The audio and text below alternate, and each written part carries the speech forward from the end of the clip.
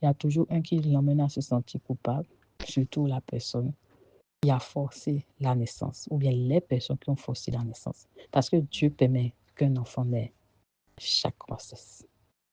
Je sais que beaucoup de personnes vont se dire que mais qu'est-ce qu'elle raconte? On a vu dans la Bible l'histoire de Jacob et son frère. On a vu dans la Bible l'histoire de Isaïe. Mais vous savez quoi? Il y a un péché qui crée ça. D'abord, la femme ou le mari qui donne naissance à des jumeaux ou des jumelles ou peu importe, a posé des actes physiques qui favorisent que des esprits ne veulent pas naître ensemble, force la naissance.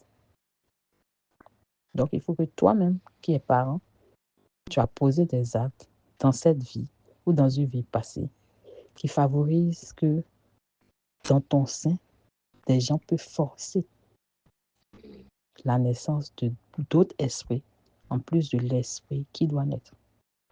Ça, c'est un point. Deuxième point. Ceux qui doivent naître, ou bien qui sont nés finalement, ne sont pas nés parce que Dieu leur a permis ensemble de naître, mais parce que un ou plusieurs ont forcé cette naissance. Dieu nous dit, n'ayez pas d'attachement. Mais on néglige ça. Personne n'en parle. On a lu, mais bon, ça passe. Mais vous savez quoi? Dieu a raison de nous dire, n'ayez pas d'attachement. Parce qu'à cause des attachements, cette iniquité qu'on appelle la naissance de jumeaux. Quel péché réel explique la naissance des jumeaux? Quel est le péché subtil qui explique la naissance de jumeaux? Il n'y a que des jumeaux qui peuvent demander ça à Dieu. Lui supplier de leur révéler ça. Parce que croyez-moi, qui tuera par l'épée, quoi, paiera par l'épée. Le jumeau qui a forcé la naissance est toujours un problème pour la famille. Il fait toujours des choses qu'on se demande, mais comment il peut faire ça? Qui il a pris ça? Pourquoi il fait ça? Et c'est parce qu'à la base, il ne devrait pas naître. Dieu n'a pas apporté sa bénédiction à cette naissance. Il n'y a qu'un seul enfant de tous les enfants qui sont nés qui est né avec la bénédiction de Dieu. Les autres, ou bien l'autre, n'a pas eu cette bénédiction. Alors, la rancune, la jalousie du manque de cette bénédiction l'emmène à faire quoi? À en vouloir à l'autre.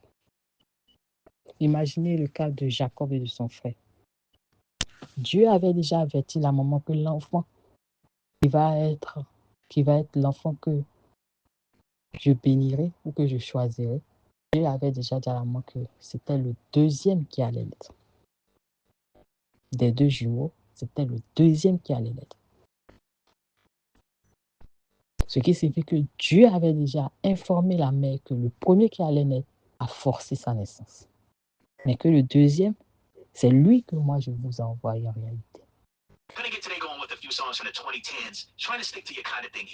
Donc, Dieu sait pourquoi il avait averti la mère que l'enfant que moi j'ai emmené, que je bénirai, qui va devenir Israël, c'est le deuxième.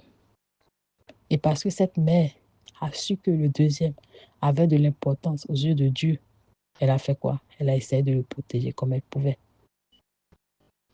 Et puisque le premier n'avait pas été envoyé par Dieu, qu'est-ce qui s'est passé? Il n'a pas eu la grâce de Dieu. Il a beau être l'aîné, il n'avait aucune grâce de Dieu. Il n'a pas pu réaliser ce qu'il fallait réaliser en tant qu'aîné. Il a même osé vendre son aînesse, tellement il manquait la grâce de Dieu avec lui. Vous savez, la grâce de Dieu, c'est quelque chose de suprême.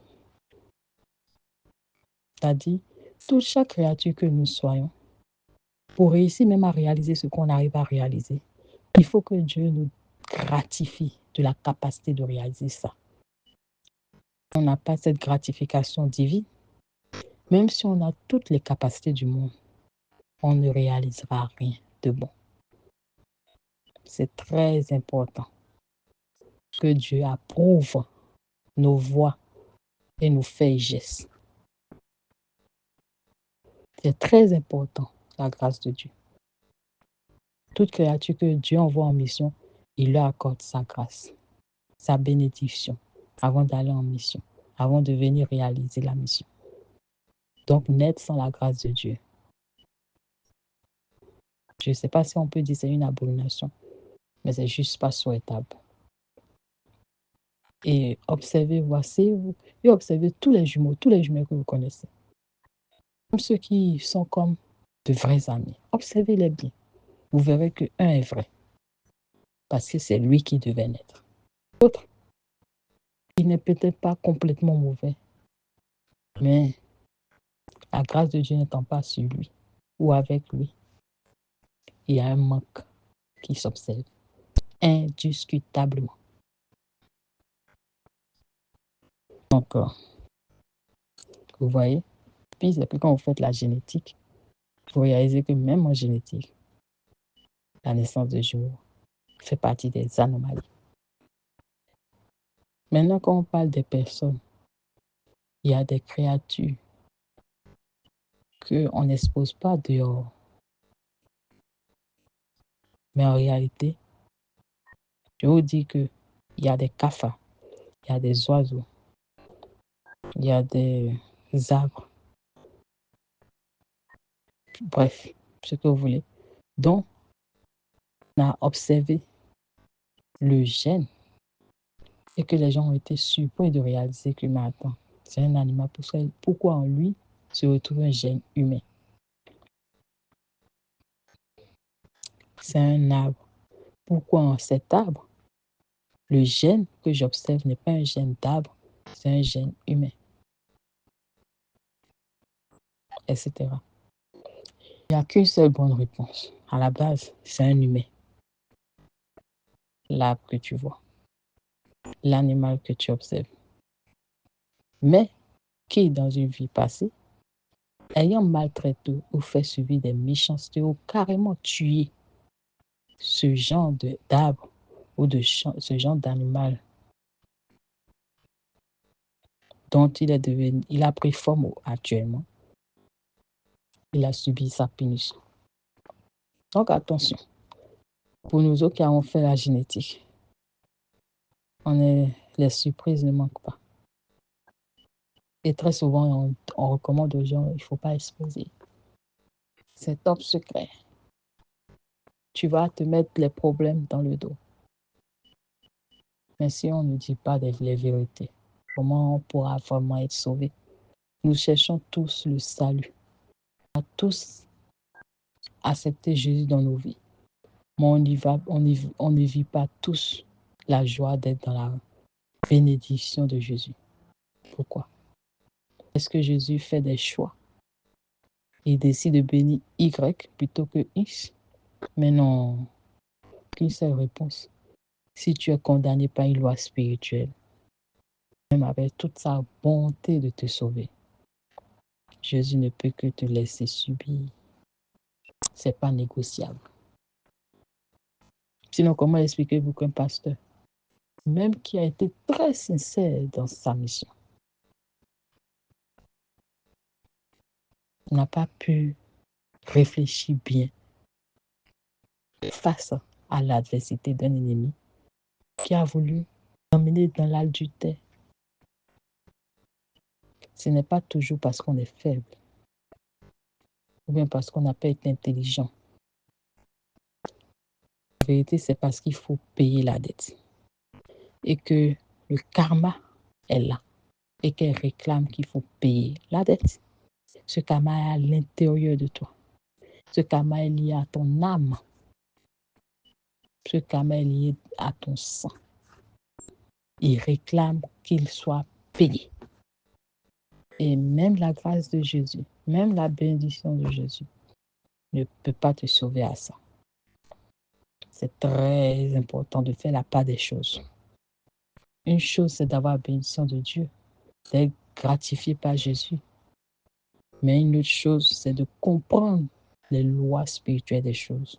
les règles spirituelles des choses et de se mettre au bon pas pour un véritable salut.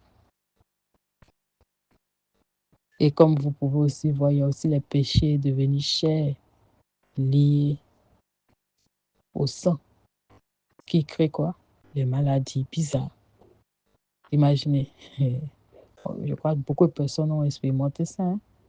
Tu dis, j'ai mal à la tête, ma tête veut exploser. Et ton tête touche ta tête, il ne fait aucune fièvre. Il fait les analyses, ça ne révèle rien. L'analyse dit, très bonne santé, excellente santé. Pourtant, tu as l'impression que tu vas exploser. Et bien sûr, dans certains cas, tu subis l'explosion. Le lendemain, tu ne te réveilles plus. Oh, c'est certain, beaucoup diront, oh, ce sont des esprits mauvais, c'est les iniquités, c'est le sorcier famille, ce sont les principautés. Je dirais pas qu'ils sont innocents, eux aussi ils ont leur part. Mais croyez-moi, ou sachez-le, la cause est dans tes mains. Si tu l'as oublié, supplie Dieu, prie-le fort pour qu'il te le révèle, afin que tu saches comment corriger. Parce que c'est plutôt simple.